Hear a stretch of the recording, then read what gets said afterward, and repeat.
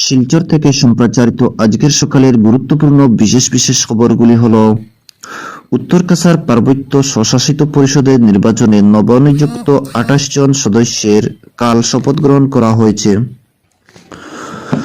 অন্যদিকে বরাক উপত্যকা বঙ্গ সাহিত্য ও সংস্কৃতি সম্মেলনের 3 দিন ব্যাপী দ্বিবার্ষিক কেন্দ্রীয় অধিবেশন কাল থেকে করিমগঞ্জ আরম্ভ। এদিকে ড্রাগ সহ পাতারকান্দি 3 যুবক ত্রিপুরা পুলিশের জালে। অপরদিকে 24-এর নির্বাচনে করিমগঞ্জে অগপর নতুন মুখ দাইয়ান হোসেন। এদিকে করিমগঞ্জ জেলায় নতুন রেশন কার্ড বন্টন 23-24 জানুয়ারি। অপরদিকে রাম মন্দির উদ্বোধন বিজেপির নির্বাচনী এজেন্ডা হলেন আজমল। এদিকে মণিপুর জুড়ে নতুন করে সহিংসতা, মৃত্যু 4 জনের। অপরদিকে বিশাল ভোজন শোভাযাত্রার কাঁপল শিলচর শহর।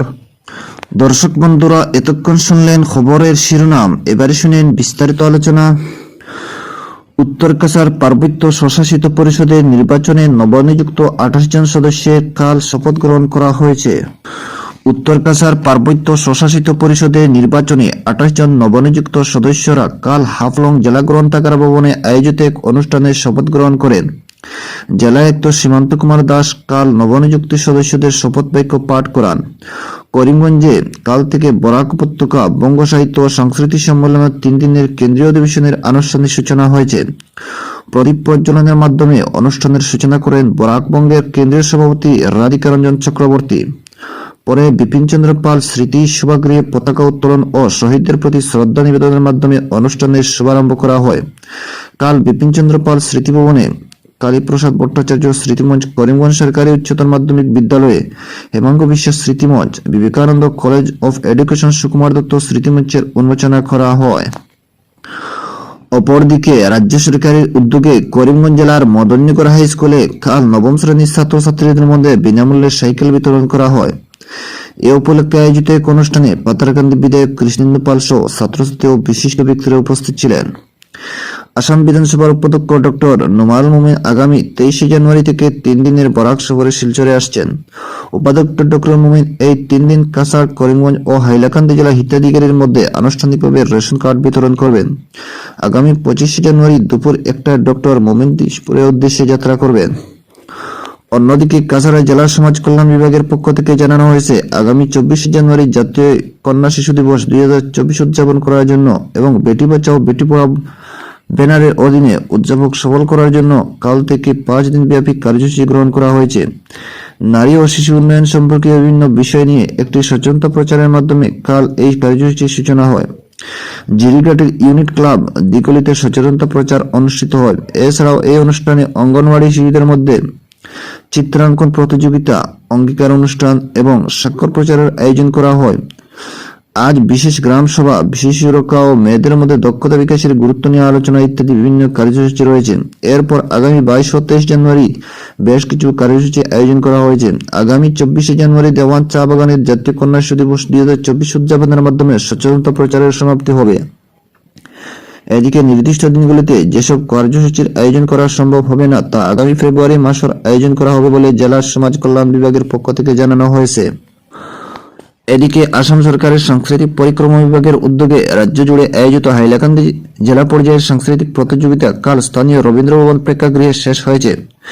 জেলা পর্যায়ের প্রতিযোগিতায় হাইলাকান্দি 105 জন প্রতিযোগী অংশগ্রহণ করে। এর মধ্যে 49 জন প্রতিযোগীকে রাজ্য পর্যায়ের জন্য নির্বাচিত করা হয়েছে।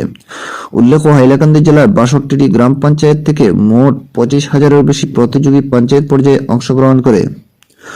এদিকে কাছাড় জেলা প্রশাসন থেকে এক বিজ্ঞপ্তিতে আসন্ন সাধারণতন্ত্র দিবস পালনের সময় জাতীয় পতাকা ব্যবহার যথাযথ করতে আহ্বান জানানো হয়েছে। বিজ্ঞপ্তিতে বলা হয়েছে যে জাতীয় পতাকা ভালোভাবে দেখা যায় এমন সম্মানিত স্থানে তোলা হবে। সরকারি প্রতিষ্ঠান, আদালতে জাতীয় পতাকা সূর্যোদয় থেকে সূর্যাস্ত পর্যন্ত সপ্তাহের 7 দিনই তোলা যাবে।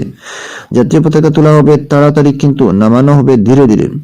যানবাহনে জাতীয় পতাকা ব্যবহারের সময় শক্ত ও সোজা করে লাগাতে হবে বলেও জানানো হয়েছে।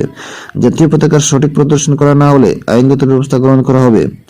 এদিকে শিলচর রাধা মাধব কলেজের বাৎসরিক ক্রীড়া সপ্তাহের দ্বিতীয় দিন কাল মহিলা ফুটবল প্রতিযোগিতা অনুষ্ঠিত হয়েছে। শিলচর স্পোর্টিং ক্লাবের মাঠে আয়োজিত প্রতিযোগিতায় আরএমসি বিলদ ফার্স্ট শূন্য গোলে আরএমসি এর দলকে পরাজিত করে। অন্যদিকে ছেলেদের 9A সাইড ক্রিকেটের আরএমসি 6 সেমিস্টার 8 উইকেটে আরএমসি বি কম ফার্স্ট সেমিস্টার দলকে পরাজিত করে বিজয়ী হয়েছে। অপরদিকে ড্রাগস ও পাতারকান্দি 3 যুবক ত্রিপুরা পুলিশের জালে। সূত্রের ভিত্তিতে বিপুল পরিমাণ ড্রাগস গাড়িসহ পাতারকান্দি 3 যুবককে হাতে নাতে পাকড়াও করল উত্তর ত্রিপুরা ধর্মনগর থানার পুলিশ। কাল রাতে AS 6B 2143 নম্বরের একটি গাড়িতে করে পাতারকান্দির ড্রাগস পাচারকারীরা ধর্মগড়ের রামেশ্বর এলাকায় পৌঁছে আগামী খবর ভিত্তিতে তাদের গতিবিধির উপর নজর রাখে ত্রিপুরা পুলিশ। পরে তাদের আটক করা হয়। অপরদিকে 24 নির্বাচনে করিমগঞ্জে অগপর নতুন মুখ দাইয়ান হোসেন। কংগ্রেসের প্রার্থিত্বের দাবিদার সংখ্যালঘু এক জাগ নেতার ভিড়ে আচমকা করিমগঞ্জের রাজনৈতিক অঙ্গনে নতুন মুখ হয়ে উঠলেন অগপ নেতা দাইয়ান। কংগ্রেসের প্রার্থী প্রত্যাশীদের মধ্যে 3 জনই হাইকোর্টের আইনজীবীকে টক্কর দিতে গিয়ে হাইকোর্টের তরুণ আইনজীবী দাইয়ানকে মাঠে নামিয়েছে অগপ। যদিও তাই হয় তাহলে বাড়াবাদ চাই পড়তে পারে অনেক সংখ্যালঘু নেতার। দাইয়ান করিমগঞ্জ রাজনৈতিক তৎপরতা শুরু করতেই কংগ্রেসের প্রার্থী প্রত্যাশী অনেকের অঙ্কে গরমিল ধরার প্রবল সম্ভাবনা রয়েছে। লোকসভা নির্বাচনের দক্ষিণে এখনো ঘোষণা না হলেও করিমগঞ্জ সাধারণ লোকসভা আসনে রাজনৈতিক উত্তাপ ক্রমশ বেড়েই চলেছে। করিমগঞ্জ লোকসভা কেন্দ্রে প্রায় 15 লক্ষ ভোটারের মধ্যে এক সময় প্রায় 50-50 থাকলেও ডিলিমিটেশনের পর মুসলিম ভোট প্রায় 2.5 লক্ষের অধিক বেড়ে যাওয়ায় মুসলিম প্রার্থীতে ভারতীয় ভিড় লক্ষ্য করা গেছে। বিশেষ করে কংগ্রেসের মনোনীত প্রত্যাশী তালিকা দীর্ঘ ও প্রায় সব প্রার্থীদের দাবি সংখ্যালঘু মুসলিম সম্প্রদায়ের।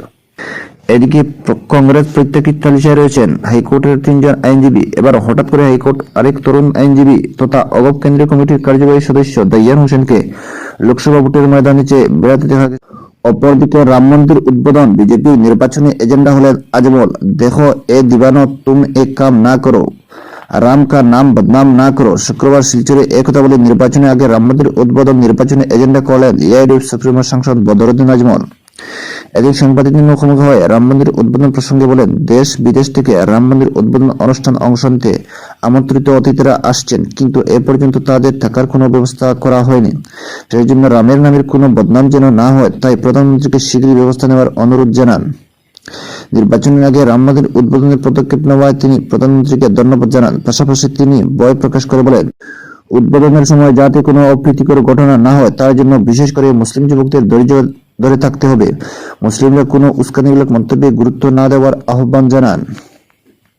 দর্শক বন্ধুরা, আজকের সকালে গুরুত্বপূর্ণ খবর।